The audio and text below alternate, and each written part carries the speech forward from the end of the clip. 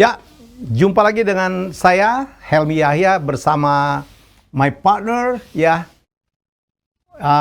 Coach Justin yang sekarang ada di Chicago. Hai Coach.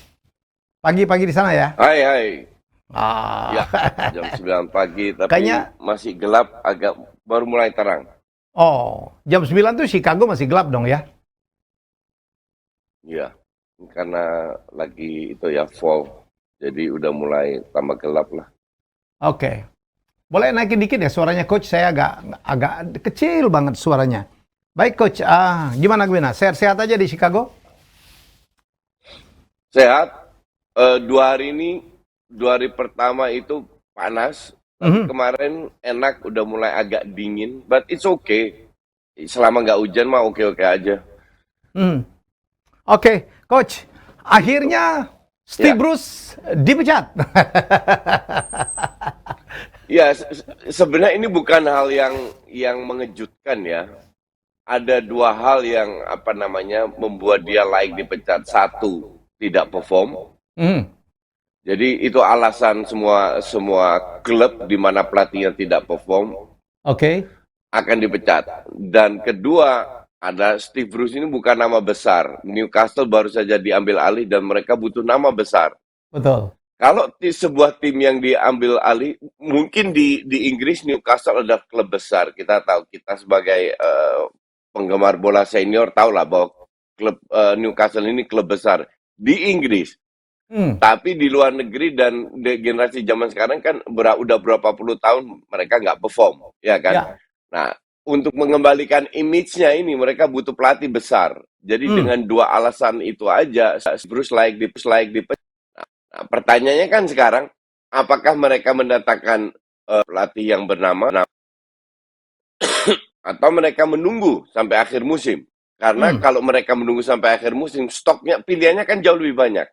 hmm. Nah, kalau sekarang paling ya Zidane, Conte, siapa lagi? Nggak Yang banyak lagi lah. nganggur-nganggur ya. Lucien Favre, Hmm, ya Rangnick nggak begitu banyak. Nah, ini yang kita nggak tahu kalau seandainya diambil alih caretaker, tujuan mereka yang penting tidak terdegradasi, ya ya, kan? Kalau caretakernya berhasil untuk survive untuk tidak degradasi, saya bilang mending tunggu sampai musim depan. Nah, sekarang tunggu melihat aja dulu. Lihat dulu performa dari asistennya Steve Bruce ini. Bisa atau ya, tidak. Tapi kalau dia layak dipecat, layak sekali. ya. Dan pengganti adalah Graham Jones ya. Jadi saya pikir gambling juga lah ya, bukan satu coach yang terkenal juga, namanya juga asisten ya coach ya. Jadi ya jangan-jangan ini cuma Iya, pelatih sementara iya. aja nih.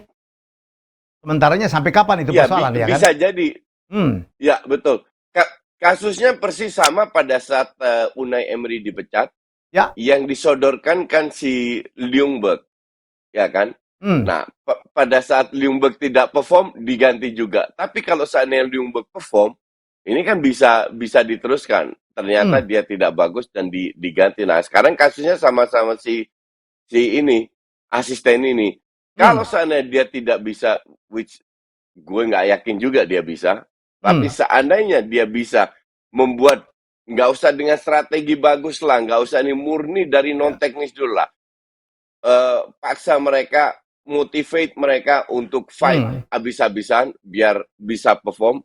I think dia akan diberi kesempatan lebih banyak. Tapi at least paling lambat, paling lama itu tahun depan mereka akan cari pelatih Pasti itu baru ya. yang punya nama. Ya, Dulu kita ingat ya ada for pelatih sure. asisten yang caretaker dan ternyata jauh lebih bagus dari yang digantikan pada saat Di Matteo di Chelsea dulu ya coach ya. Ya, tapi habis itu dipecat juga kan. Dipecat Dia juga. menangkan Champions League, habis itu dipecat juga. Jadi Itu nggak fair tuh. eh, itu nggak fair. Tapi gue rasa yang dilakukan Chelsea pada saat itu cukup jeli. Kenapa? Karena setelah itu Di Matteo nggak pernah dapat klub yang bernama ya. Dia pegang klub sangat kecil, satu dua Hmm. tiga klub kecil, habis itu dipecat dan Di Matteo is gone. Ibarat setelah Chelsea menang Champions League, dia nggak dipakai sama sekali dengan klub besar. Artinya memang dia nggak bisa ngelatih, sesimpel Hmm. itu. Kalau nggak kan dia harusnya dipakai dong. At least Hmm. Di CV dia menang Champions League loh. Maka dari itu gue selalu bilang menang Champions League itu bukan parameter, hanya untuk kardus tuh parameternya. Udah lama gue nggak dengar kardus. Coach ini aneh banget nih. Yang nonton kita kan 200 ribuan nih, ya. 100 ribu minimal tuh. 200 ribu rata-rata video kita. Tapi yang subscribe cuma 27 ribu, 30 ribu lagi nggak nyampe. Jadi separuh. Ya Allah, lo subscribe kayak dikit, nggak ada kerugian untuk lo, nggak ada cas kita. Lo subscribe aja nggak merugikan juga kok ya. Begitu. Iya, gue nggak begitu perhatikan data ya. Tapi intinya adalah ya kita punya konsep sendiri ya. Yang nampaknya cukup memikat orang. It's just joking lah. Ya. Oke, soal bos gue itu subscriber lo masih kecil tuh. Yang penting viewer lah ya. Ya emang nggak ada salahnya untuk di subscribe. Iyalah, nggak ada ruginya juga lu. Ya biar gue lebih happy dikit lah ya. Just joking. Coach, setiap kali pelatih yang dipecat dan kemudian akan muncul rumor-rumor siapa yang menggantikan. Conte lagi-lagi disebut, tetapi Conte berkali-kali bilang gue nggak akan pergi ke tim yang lagi kalahan atau tidak punya peluang untuk memenangkan champion. Malah berkali-kali Conte mengatakan dia menunggu lamaran dari Manchester United. Gimana coach? Ya sangat wajar. I mean dia sebagai pelatih kan dia punya bargaining power. Yap. Oke. Jangan-jangan untuk naikin harganya ya. Dengan CV-nya. Ya, bukan untuk menaikkan harga, tapi mendapatkan apa yang dia inginkan. Ya. Karena tambah banyak trofi di CV-nya, harusnya kan harganya naik, ya kan, harusnya. Nah, sekarang apa yang dikatakan benar, tapi kasus Newcastle ini kan beda. Ya. Dia tidak bisa melihat performa Newcastle sekarang. Sekarang atau kemarin ya? Dia harus, dia harus melihat ini sudah diambil alih oleh owner yang tajir melintir, yang nggak peduli dengan duit, bahwa dia diberi kesempatan untuk membangun. Kan negonya begini, Conte, lo ingin pemain siapa aja? A, B, C, D, bla bla bla. Ambil. Nilai total let's say 500 juta, ambil. Kalau manajemennya bilang, ya, kita bisa penuhi itu, dia akan gabung. Sesimpel itu. Karena gaji dia is not an issue. Maka dari itu, ini somehow ini, kalau gue bilang ini somehow nggak sehat juga. Persaingan ini tidak sehat. Kenapa ini tidak sehat? Karena kita melihat di IPL ini ada 2 negara bersaing dengan 18 klub. Satu Man City, satu Newcastle United yang dimiliki oleh, mungkin tidak di atas kertas, tapi dimiliki oleh negara pakai duit negara. Melawan klub-klub biasa. Itu kan tidak fair. Ya kan? Maka dari itu kan baru-baru ini ada protes dari 18 klub untuk backdoor iklan. Mereka nggak mau kalau owner juga mensponsori. Nah, satu abstain Man City, Newcastle kan ngelawan. Artinya sudah kelihatan tanda-tanda bahwa Newcastle akan masuk pakai duit Saudi lewat sponsor. Yang ujung-ujungnya kayak PSG. Intinya adalah sponsor yang market value-nya cuma let's say 200 juta. Mereka keluarkan 400 juta. Nah, ini kan persaingan yang tidak fair, yang tidak sehat. Yang harusnya UEFA mengatur. Harusnya UEFA mengambil tindakan, tapi ya kita tahu UEFA semua kayak gimana, dan bahkan si Nasser itu ada di dalam board of director. Maka dari itu sepak bola di bawah pengurus UEFA FIFA seperti itu kan lama-lama akan menuju sekelompok elit yang dikuasai oleh beberapa klub kaya, dan gapnya dengan klub kecil atau menengah itu akan jauh lebih besar. Karena mereka hanya membiarkan hukum pasar yang bekerja tanpa mengatur regulasi. Jadi kalau fans-fans di sana bilang sepak bola adalah pemilik fans kecil, rakyat kecil, ini milik kita semua, bullshit besar lah itu. Ini semua komersial. Ini salah satu alasan bahwa ESL itu penting untuk melawan orang-orang kayak begini. Ya. Kita lihat aja lah. Kita lihat, percaya gue lah. 1, 2, 3 tahun ke depan banyak klub akan teriak-teriak. Pada saat PSG tambah jor-joran. Ini kan persaingan 3 tim dari 3 negara di satu regio yang egonya tinggi semua ingin membuktikan bahwa mereka yang terbaik. Sesimpel itu. Oke. Kita akan lihat ya, Ya apa yang kan? disampaikan oleh Coach Justin. Tapi kadang-kadang yang dia bilangin itu terbukti juga gitu kadang-kadang. Cukup banyak lah ya. Sering Bung, tapi setelah berapa tahun terbuktinya, bukan sekarang. Coach, kalau Conte mungkin dia mau karena mungkin dia akan lihat plan apa Newcastle akan belanja banyak karena pemiliknya adalah orang yang kaya banget atau negara yang kaya banget. Tapi kan udah juga disampaikan bahwa Newcastle tidak akan jor-joran. Kalau nggak salah mereka udah janji cuman mau spend 200 juta pound untuk berapa musim ya? Ya itu kan janji manis semua. Sekarang gini deh, kita lihat simpel. Kalau mereka melihat PSG ngegarong semua pemain-pemain top dunia, oke, dengan alasan mereka gratis, tapi gajinya kan nggak kecil, tetap gede. Kalau semua pemain besar dihajar, nanti musim depan City nggak mau kalah, hajar lagi, dapat Grealish 100 juta, Harry Kane kemungkinan besar tahun depan gabung, atau Haaland, atau whoever it is lah. Anda kira si Newcastle yang baru nongol ini diem-diem aja? Nggak bakalan. Memang butuh waktu 3-4 tahun. Tapi tahun depan at least beli pemain 500 jutaan lah. Dan tahun depannya lagi baru diajar. Tapi nggak bakalan mereka berhenti. Mereka duitnya jauh lebih banyak kok. Kita tahu budaya di Timur Tengah seperti apa. Gengsinya tinggi, suka show off. Di mana-mana mereka liburan ke Bali dan kemana-mana mobilnya dibawa semua. Kurang show off apa? Ya kan? Dan tujuan tim-tim atau negara-negara Timur Tengah beli klub bola itu apa sebenarnya? Apakah mereka dapat duit? No. Mereka spend duit. Mereka buang-buang duit. Buat apa mereka buang-buang duit? Apakah mereka hobi bola? Apakah sepak bola budaya dari Timur Tengah? Enggak. Tujuan mereka adalah satu, mendapatkan image di dunia. Gak ada salahnya juga. Karena mereka duit sudah nggak ada masalah. Mereka sekarang butuh image, butuh acknowledgement dari dunia. Mereka butuh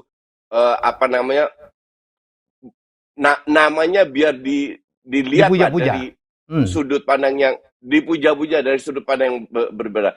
Let's be fair lah. Qatar sebelum ambil alih PSG, sebelum ada beIN Sport, sebelum mereka menang bid dengan Piala Dunia, siapa yang mau liburan ke Qatar? Fair aja. Ya kan? Nggak ada yang mau ke sana. Nggak ada yang pernah dengar. Promosi lah ini ya. Ada beIN Sport, mereka beli PSG. Itu kan promosi negara yang semua. Saudi itu kan sebelumnya ditutup. Nggak boleh turis masuk.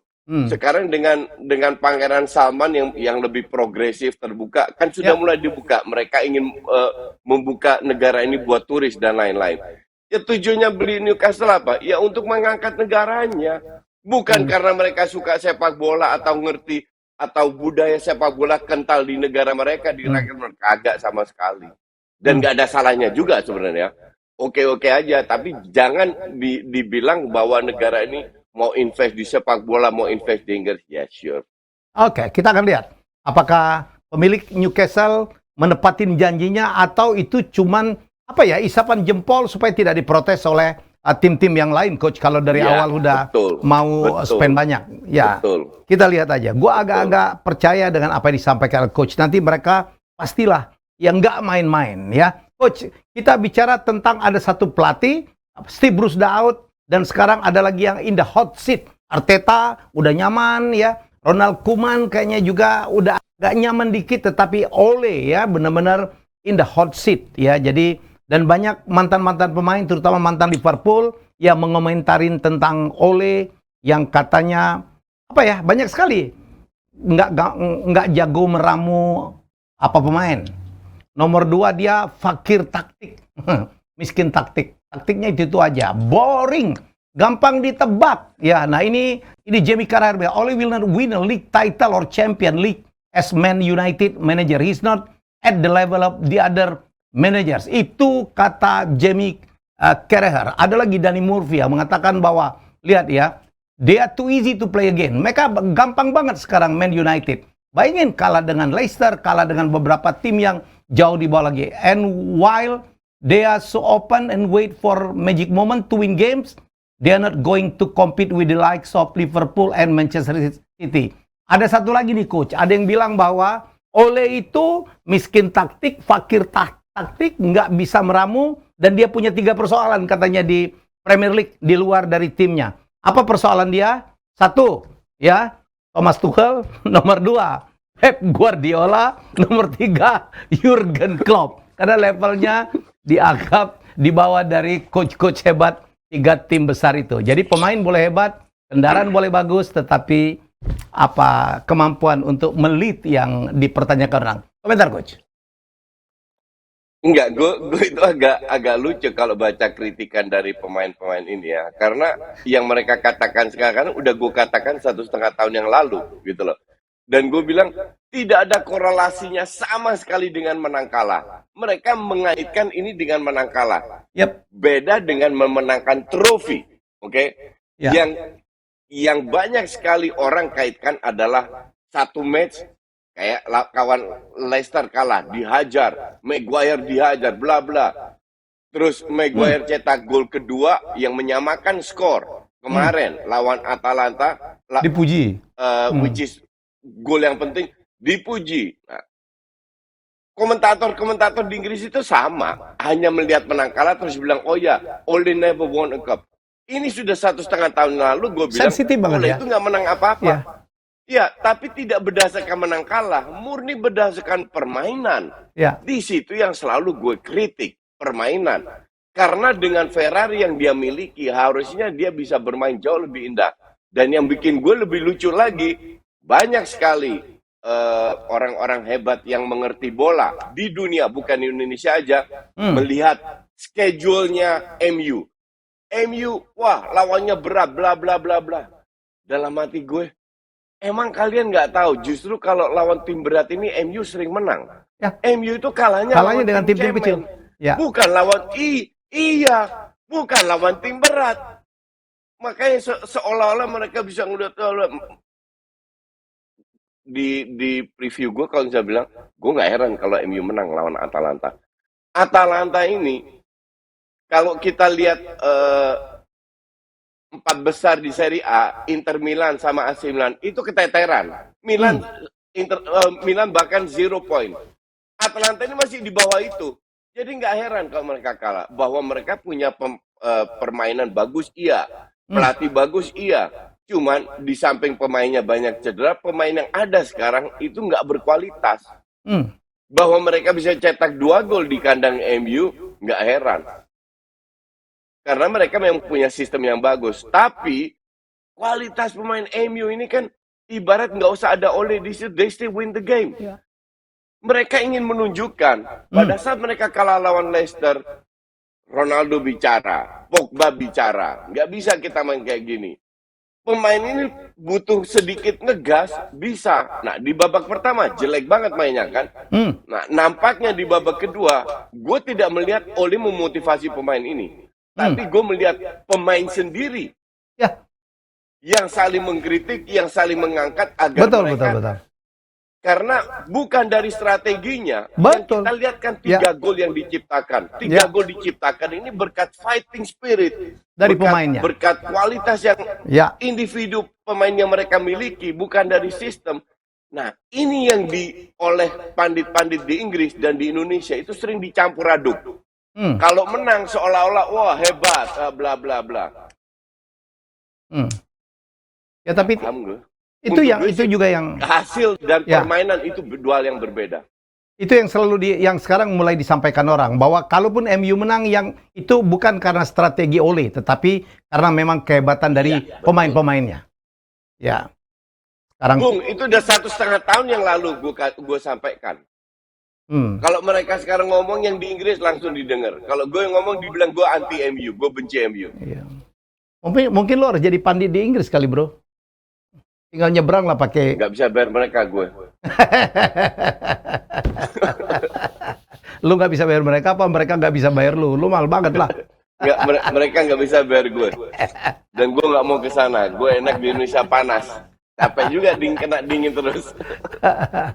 Dan ada rumor katanya Ronaldo udah ngontek Zidane supaya masuk ke Manchester United. Betul atau salah, we never know. Tapi itu santer banget bahwa Ronaldo udah ngontek, udah dia. Artinya dia udah mulai tidak percaya juga dengan Ole yang merupakan sahabatnya pada saat sama-sama bermain di MU ya bro? Ya, ya jelas lah. Ini kalau kita bicara dalam sebuah industri itu nggak hanya sepak bola, dalam company juga lah. Dalam perusahaan juga, kalau kita berteman tapi tidak ada hasilnya, tidak menghasilkan duit, keluar duit terus, kita mikir juga kan, mungkin pertemanan kita nggak cocok, kita bagus teman di luar company, ya kan, harus ada yang diganti. Sepak bola juga begitu, sama aja. Selama tidak ada prestasi, apalagi permainan jelek, lama-lama hubungan ini akan renggang. Dan fair-fair aja, karena MU is one of the biggest club in the world. Tekanan dari media, dari fans itu besar sekali. Jadi beda dengan contoh Arsenal lah. Arsenal kalau kalah berapa kali ya protes-protes biasa lah. Tapi kayak MU protesnya kan jauh lebih besar oleh media. Dan lucu bro, tadi malam waktu lawan Atalanta gitu, kemarin malam saya nggak nonton gitu, kayak tahun lalu. Dulu tuh lucu, kalau gua nggak nonton MU menang. Begitu gua tongkrongin kalah. Tadi malam gua nggak nonton, alhamdulillah menang lah ya. Apakah gua harus nggak nonton? Padahal gua perlu untuk membuat ulasan-ulasan. Oke, kita tinggalkan MU bro. Kita akan mengulas beberapa hasil pertandingan Salah tambah menggila ya, dan Liverpool makin stabil. Mungkin apa Coach Justin bisa memberikan ulasan tentang Liverpool dan Mohamed Salah. Ya, lawannya ini kan klub Brugge yang seri lawan PSG dan menang lawan Red Bull, ya kan.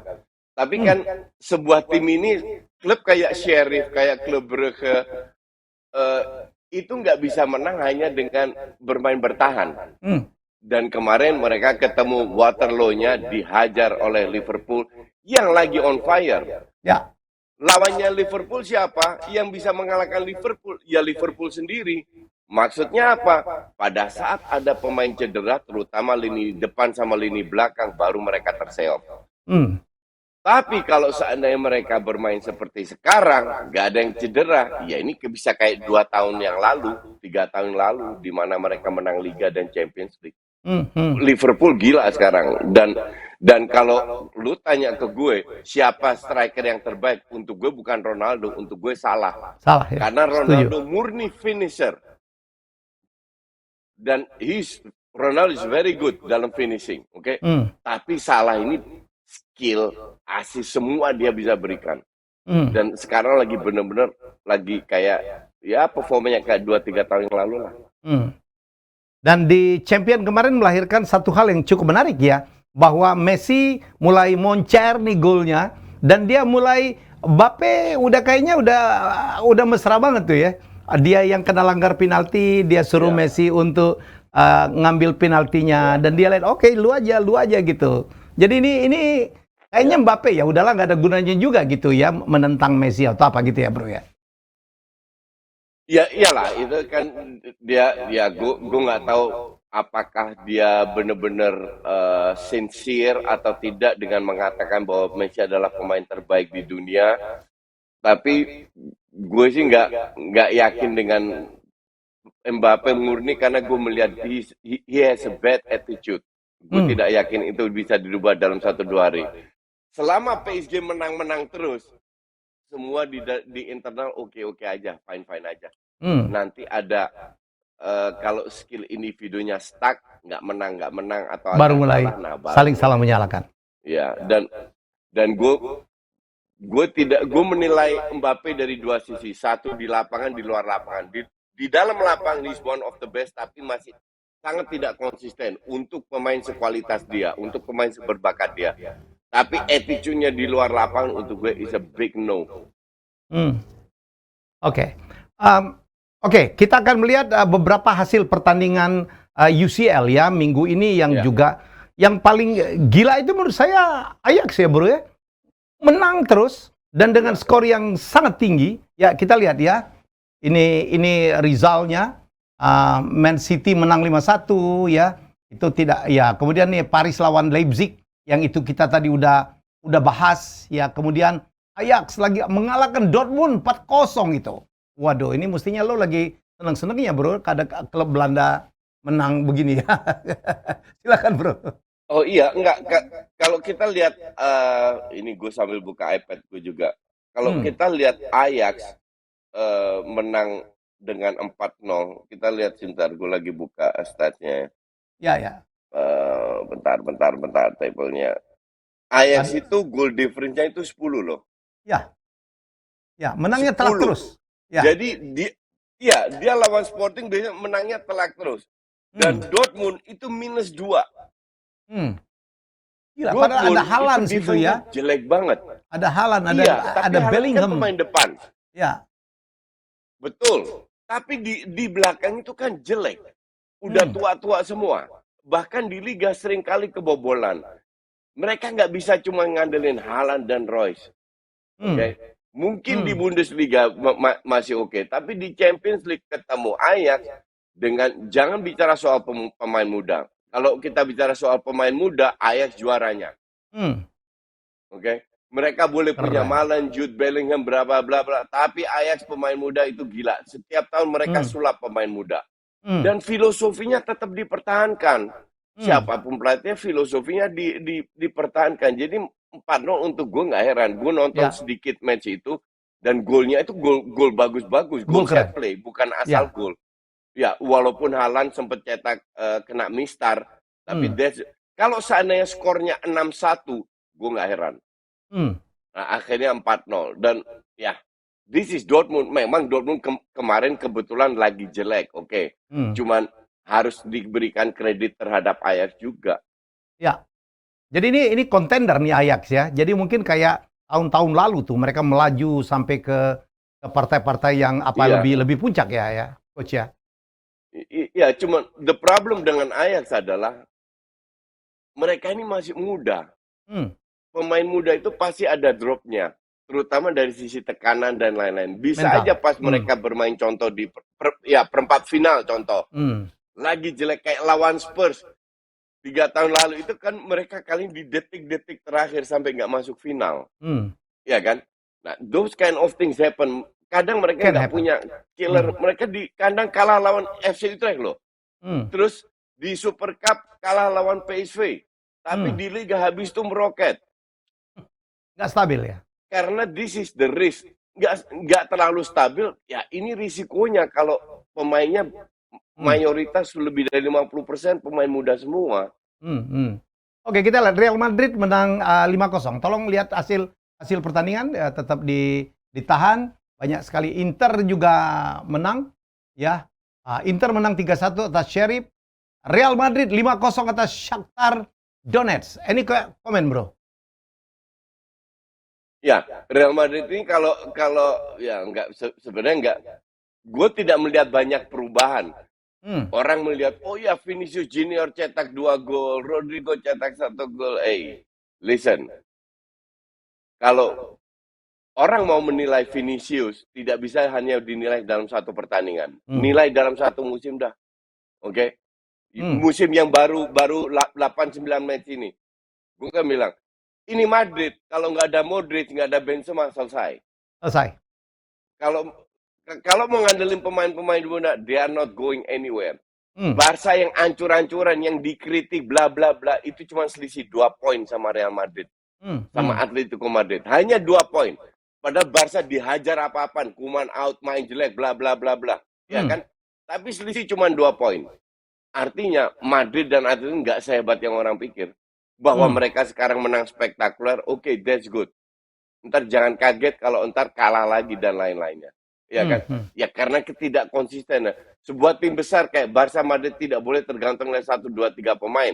Ya, Dan seperti City sekarang nggak tergantung oleh 1, 2, 3 pemain karena itu hmm, klub besar ya. seperti Liverpool, Chelsea. Seperti Chelsea ya. Tapi Madrid masih tergantung oleh 2, 3 pemain. Benzema Modric, ya. Hmm, Kroos sama Benzema. Udah itu aja. hmm. Kalau mereka on fire, mereka bisa mengangkat teman-teman lainnya, pemain-pemain Oke. muda lainnya. Tapi Hmm. kalau mereka lagi passingnya jelek, semua jelek, udah selesai ini tim. Oke, pada malam kedua itu mungkin resultnya sesuai dengan prediksi ya, Barcelona menang ya, kemudian Manchester United menang Munchen walaupun susah menang. payah, Chelsea Ya. menang 4-0. Jadi saya pikir aman-aman, tidak terlalu banyak kejutan di malam kedua. Coach, ini ada satu hal yang menarik. Saya baru ngamatin ya bahwa Barcelona baru saja mengontrak pemain yang saya pikir gila-gilaan. Release clause-nya sampai 1 billion euro, yaitu Ya. Ansu Fati dan satu lagi adalah Pedri ya. Jadi ini dan aneh nih bro, saya baru kaget tuh top 10 dari pemain yang rilisnya gila-gilaan itu adalah pemain Real Madrid dan Barcelona. Ada Benzema, ada Valverde, kemudian ada Courtois, itu 650 700 juta euro ya.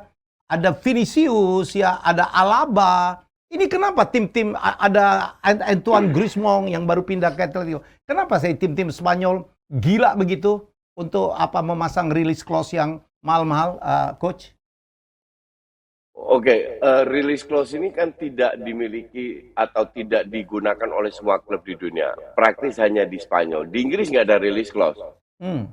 Ya kan? Di Belanda nggak ada release clause. Hanya di Spanyol yang ada release clause. Dan untuk gue sih paham-paham aja. Karena mereka memberikan atau men-take release clause yang harganya 222 juta untuk Neymar ke buyout juga. Hmm. Iya kan? Nah, hal-hal kayak gini ingin mereka hindari. Apalagi sekarang pemain-pemain 3 pemain dengan duit negara ini sudah masuk, sudah gila-gilaan dengan duit. Nah, pemain yang disebut adalah pemain yang baru umur 18 tahun. Yes. Dan sekarang di usia 18 tahun mereka memiliki prospek yang luar biasa. Mereka sudah menjadi starter di timnas Spanyol di usia 18 tahun. Dan mereka sudah memiliki kontribusi besar di klub sebesar Barcelona. Jadi wajar aja di tag dengan release clause sebesar 1 miliar. You never know, Bung. Nanti kita lihat 7 tahun ke depan, mereka baru umur 25 tahun loh. 7 tahun ke depan, semua nilai akan jadi naik, mungkin 1 miliar udah nggak ada value-nya lagi.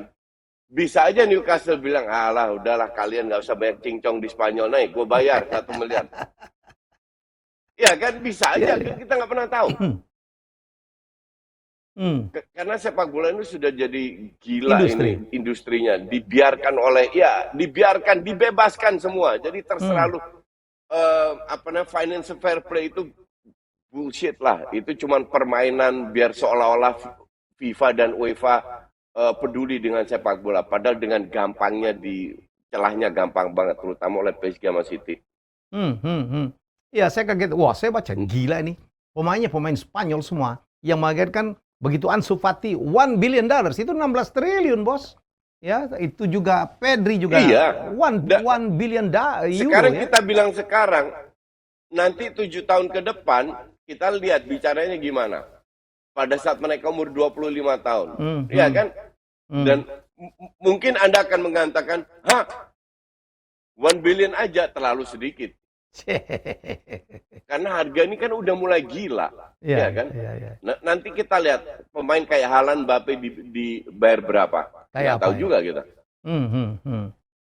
Oke, coach, ini akhir tahun ini ya akan ada big match, akan ada derby di beberapa liga di Eropa. Tolong kita lihat gambarnya satu persatu. Yang pertama adalah di La Liga ya, Madrid akan bertemu dengan Barca. Wow.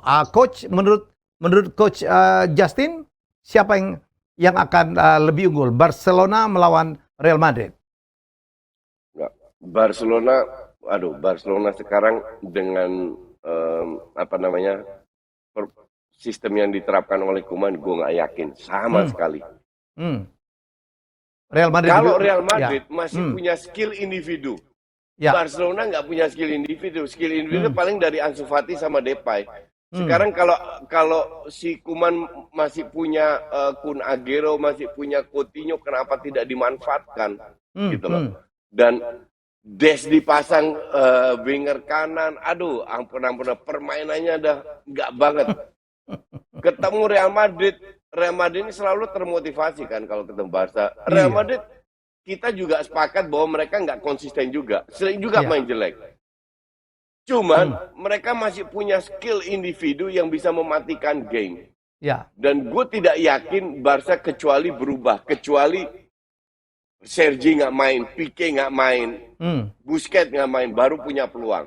Berani Tapi nggak tapi kalau masalahnya?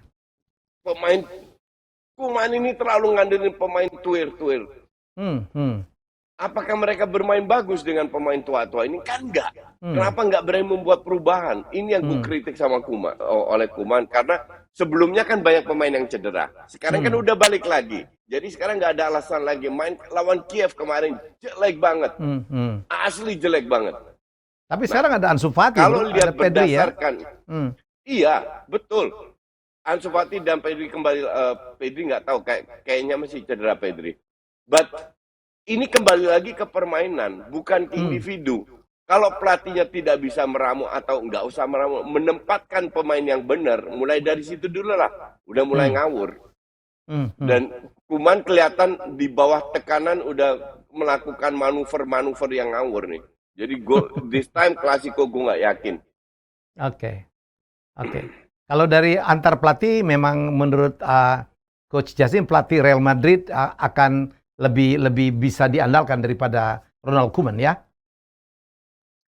Pada saat ini ya, karena Ya. Ancelotti ini juga bukan pelatih yang kaya taktik, yang hebat bla bla, Hmm, tapi hmm, dia cuman at least dia itu normal. hmm. Dia tahu pemain-pemain kualitas pemain-pemain seperti Oke. apa itu Hmm, dimanfaatkan. Udah itu aja, nggak banyak hmm. neko-neko lah. Oke.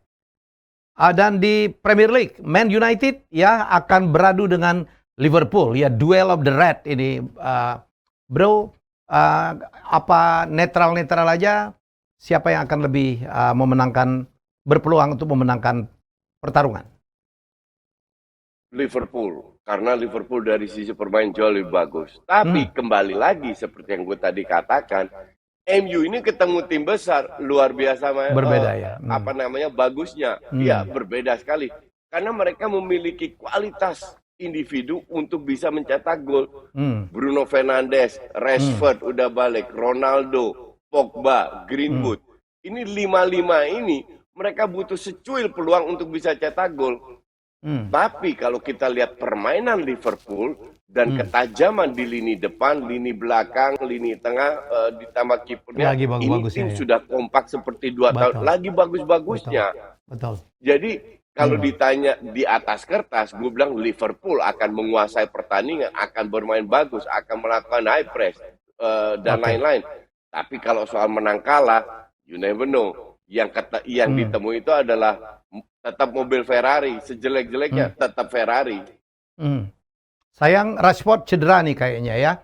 Di question Oh gitu cedera, apakah nggak dia, tahu aku. ya, dia cedera pada Oke saat oke. kemarin ya bermain ya terakhir. Jadi ini juga satu question besar. Tapi ya betul, ya kita ingat betul waktu tahun lalu pun MU menang lawan tim-tim besar, kalahnya tuh justru melawan juru Iya, kunci yang gitu-gitu ya. iya. Ya, Lawan Arsenal 3 tahun nggak menang. ya betul. Boleh kita ngata-ngatain Arteta, tapi Ya lawan jadi, Arsenal tidak pernah menang. Tapi di game pertama tahun iya, melawan Chelsea 4-0 diajar, bro. Wah, gue pikir this iya is the year. betul. Enggak juga ternyata. Da- Ya. iya, that's why gue bilang yang gue lucu ya pandit-pandit yang hebat itu Hmm, yang melihat jadwalnya MU bilang, wah MU jadwalnya berat-berat semua. hmm. Dalam hatiku ya, MU mah justru seneng ketemu tim-tim berat. Yang mereka yang membuat mereka jeblok itu tahun lalu mereka nggak lolos grup Champions League, kenapa? Karena kan Kalah lawan kalah tim lawan kecil. FC Kebab. Tahun ini kalahnya lawan siapa? Bukan Lawan lawan Young Boys. Atalanta Villarreal, lawan Young Boys. Ya kan? Ya, ya, ya. Oke, Inter Juve di Serie A. Ya. Ini juga cerita yang tersendiri. Inter ini lagi bagus. Kita sepakat lah, Juve lagi terseok-seok Hmm, dari sisi permainan. Tapi namanya Juve, DNA Juve, they still win the game. hmm. mau selisih 1-0, mau bermain jelek, lawan Roma diserang terus, lawan siapapun mereka main jelek, bla bla, bahkan mereka mengalahkan Chelsea loh. Hmm. Siapa yang mengira mereka mengalahkan Chelsea? Ya kan, kemarin juga menang lawan di Champions League lawan siapa? Kiev kalau nggak salah. Bukan Kiev. Hmm. Ketemu siapa tuh mereka? Lupa. Menang juga dengan 1 gol. Lihat berapa match terakhir yang mereka menangkan, selisih 1 gol semua. But kalau mereka bisa meneruskan itu, mereka tetap bisa jadi juara. Ya kan? Tapi dari permainan masih enggak banget. Pemain-pemainnya masih enggak banget. Maka dari itu, kalau seandainya Juve bisa menang lawan Inter dengan permainan enggak bagus, seandainya ya, wah ini tim patut diwaspadai nih. Hokinya ya. Walaupun di Italia sekarang Napoli sekarang lagi leading ya, Bro. Ya. Napoli lagi leading. Napoli lagi on fire banget, lagi bagus, dan bahkan Milan yang 0 point di Champions League aja itu rank 2. Milan itu kan ngandelin fighting spirit sama otot. Di Serie A sih bisa-bisa aja, tapi kalau di Liga lain mah selesai loh. Oke, Ligue 1 itu ada Marseille lawan PSG. Wow. Prediksi, Bro. Ya, Marseille itu kalau di kandang didukung oleh fansnya yang gahar banget, itu cukup kuat ya. Dan berapa kali mereka mempersulit PSG loh. Gue bilang kalau PSG menang pun ya murni karena skill individu.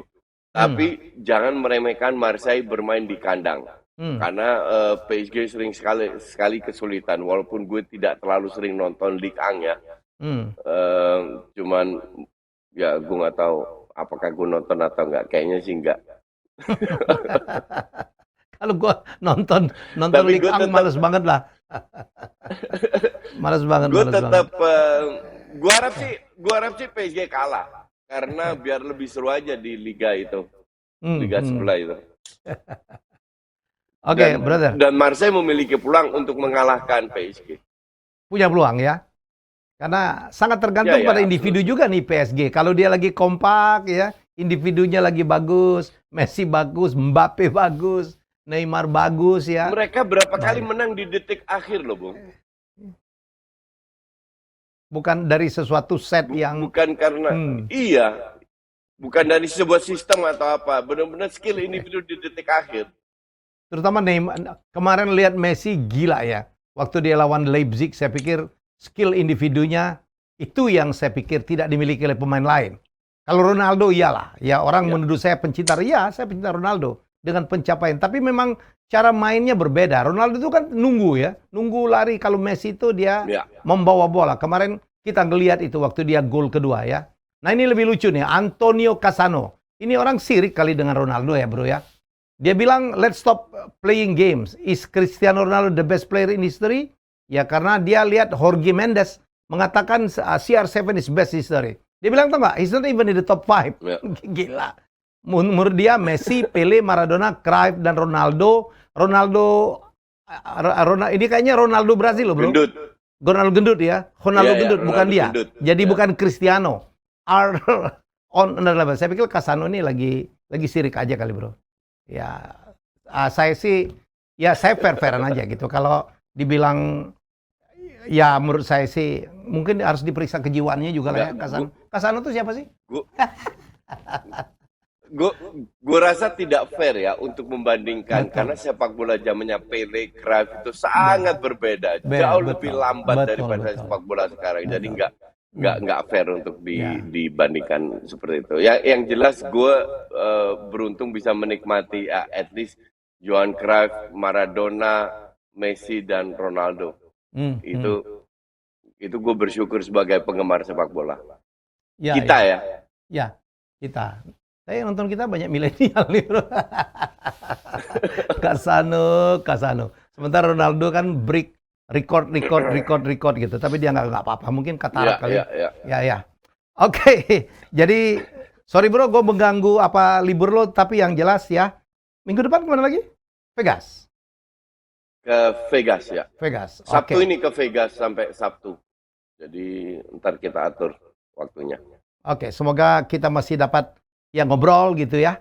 Ya, jadi walaupun bukan Ya. tentang apa soccer in America, udah finish kita udah ngomong abis-abisan kemarin. Dan untuk Anda penonton apa Just Haye, jangan lupa masih ada giveaway dari Mills gitu ya, jersey yang sangat luar biasa ya, dengan cara mengikuti kuis kami ya. Kuis kita ada di IG ya, di IG Just Haye official, Just Haye Football ya, giveaway ya, dan sekali lagi bisa dilihat di IG Just Haye Football. Dan juga apa kuisnya dan pengumuman dari pemenang dari episode minggu lalu. Oke Coach, terima kasih ya sudah meluangkan waktu liburnya. Sama-sama. Ya saya nggak tahu apakah saya bisa ke Amerika apa enggak karena COVID-nya lagi naik lagi sana ya. Tergantung stage-nya. Tergantung state ya. Ada Ya, ada jadi state yang stage-nya Chicago gua masih pergi aman ya? kebetulan lagi menurun. Lagi menurun. Masih aman. Masih aman Ya, ya. Hati-hati, jadi tetap jaga Di luar prokes. tanpa masker kok. Pakai tanpa masker? Ada di berapa Di state? luar. Di luar. Jalan di luar tanpa masker kita. Ya. Kalau di dalam pakai masker semua. Oh gitu. Oke, Iya. baik. Baik Coach, terima Oke. kasih. Ya, selamat Ketemu lagi. berliburan. See you next time. Thank you See you juga. next time ya, bye-bye. Dan Thank you. itulah bincang-bincang saya dengan Coach Justin yang sekarang sedang liburan di Amerika. Semoga Anda mendapatkan banyak sekali perspektif baru ya tentang apa pandangan dari apa Coach Justin. Ya, saya hanya menambahkan dan juga memancing bagaimana komentar seorang Coach Justin. Banyak sekali memberikan prediksi-prediksi ya. Kita jumpa lagi dalam episode berikutnya Just Haye di R66 Media. Please subscribe dan juga bunyikan lonceng supaya kita bisa memberikan notifikasi akan banyak berita-berita. Minggu depan kita akan bahas sesuatu yang agak berbeda. Manajemen dari sebuah klub yang dimanage dengan cara yang sangat luar biasa, dimiliki oleh seorang yang juga pengusaha bidang perjudian. Ya, kita akan bahas dengan Coach Justin minggu depan. Timnya apa? Anda bisa tebak. Yang jelas tim itu di Liga Inggris sekarang in the top 10. Ya, kita jumpa minggu depan. Bye-bye.